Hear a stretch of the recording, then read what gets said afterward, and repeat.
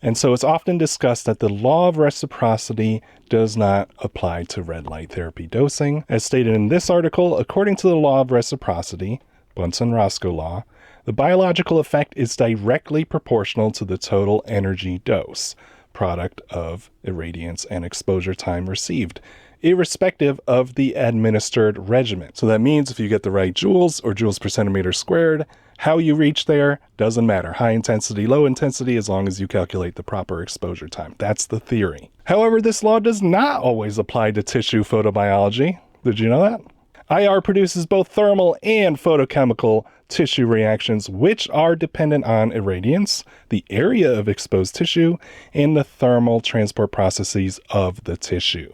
The effect produced is therefore dependent on a target tissue's physiologic threshold of irradiance, regardless of the amount of time exposed.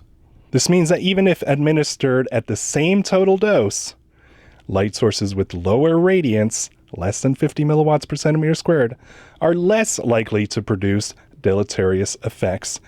For example, e.g., thermal burns, increased MMP-1 expression, compared to those with higher irradiance, greater than 100 milliwatts per centimeter squared. So in reality, greater than 100 milliwatts per centimeter squared should be a big caution. Therefore, when discussing the biologic effects of IR, the irradiance used may be of greater importance than the total dose delivered.